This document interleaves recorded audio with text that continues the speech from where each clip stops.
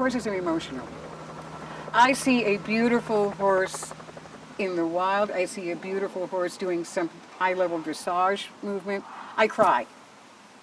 I get emotional. People get emotional. There's something about horses that brings out emotions. You're cute. Look at him.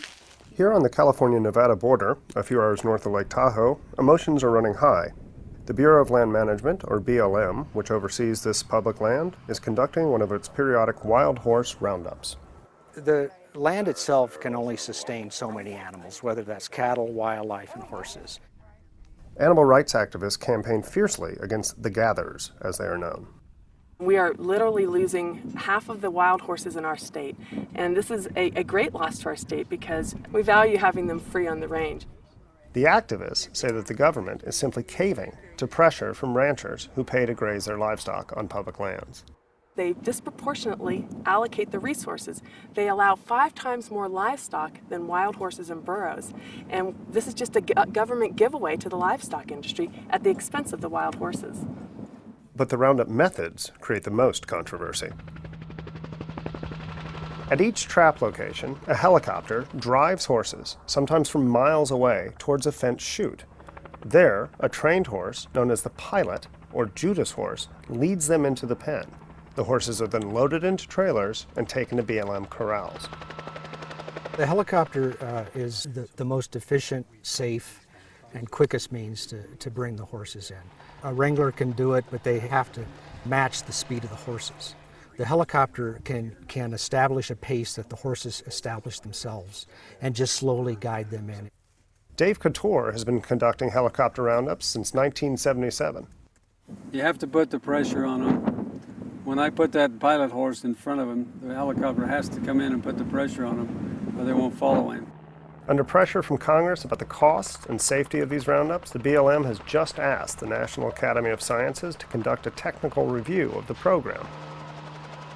Earlier this year, more than 100 horses died as a result of a roundup in Nevada.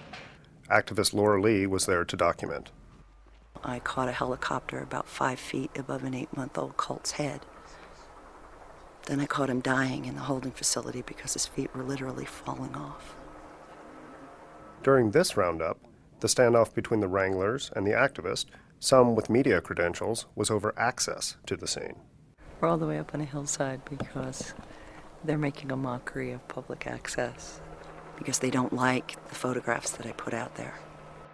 Access can be a difficult issue. We have to have people far enough from the gather site, from the trap, to keep them safe, and we also need to keep them at a distance where the gather won't be disrupted. But we want to make sure that we get credentialed news media members down onto that site as close as we can possibly get them without jeopardizing safety. Roundup opponents use dramatic images of low-flying helicopters and injured horses to sway public opinion. Today, the horse wranglers want to make sure that there is nothing to see. If something happens, we're going to correct it quickly, just like we talked about. If it's a broken leg, we're going to put it down. Okay. We're going to slide it on the trailer, same thing, we're going to go to town with it. Okay. We're not going to give them that one shot they want. Okay. All right. You got it. After the roundup, a small number of horses will be returned to the wild. Some are put up for adoption, but most are sent to ranches in Oklahoma and Kansas. We have this image of wild horses. It's the image of freedom. You know, we built the West on these horses' backs.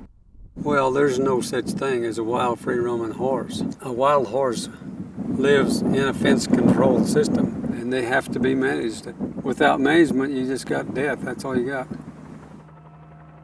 There are now more than 34,000 horses and burros living at BLM corrals and pastures, almost as many as there are wild on the range, at a cost to taxpayers of over $27 million a year. And that cost alone could be what forces a change to this system.